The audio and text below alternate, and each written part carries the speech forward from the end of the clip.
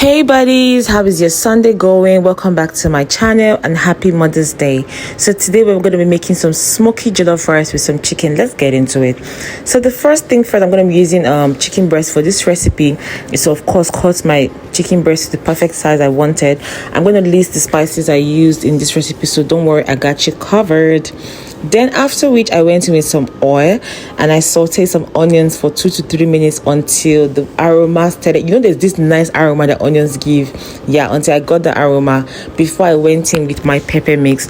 Now guys, I don't make jollof rice with tomato, just my personal preference. I'm not a big fan of tomato. If you want to see how I make my pepper base, let me know in the comment section and I will post a video on how I make my pepper base.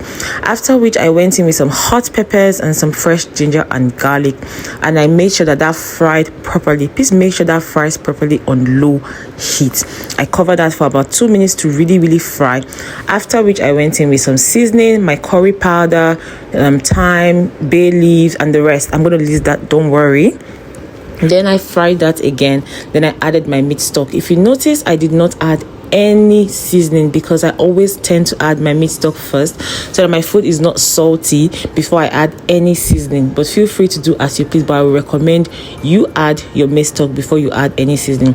Then I washed my rice properly until it was clear, and I used warm water. Please make sure you use warm water to wash your rice. Now guys, at this point my stew base was already getting to the point I wanted it. Then I added my rice, my washed rice, and I stirred that together properly to make sure everything combines properly. Now you can add some water if you want, but I'm not a big fan of adding water to my jollof rice. But if you want, you can add some water here. Then I added my onions. At this point, when I covered this pot, nothing is going to make me open that pot until my rice is ready. Now guys, my rice is ready and I want it to be smoked. So instead of adding charcoal and all that to your rice, all you have to do is to turn up the heat of your burner or gas cooker. So if, for example, if you're cooking on a 5, you can increase it to the highest, which is maybe 10 or 9. I don't know, it depends on the burner you're using, but mine, the highest is 9, so I increase it to 9 so that my rice can really smoke properly. Now guys, can you see how this rice is looking? It's not sticky, it's looking really delicious. Then for my chicken, I added some oil and I fried some plantain. Now guys, this plantain you can decide to cut any shape you want, but I wanted this shape, that was why I cut it this way. Then after frying my plantain, I went in with my seasoned chicken. I sauteed that, I fried that for about 5 to 10 minutes, yeah, on low heat please, until my chicken was properly fried. I make sure that it was properly fried well.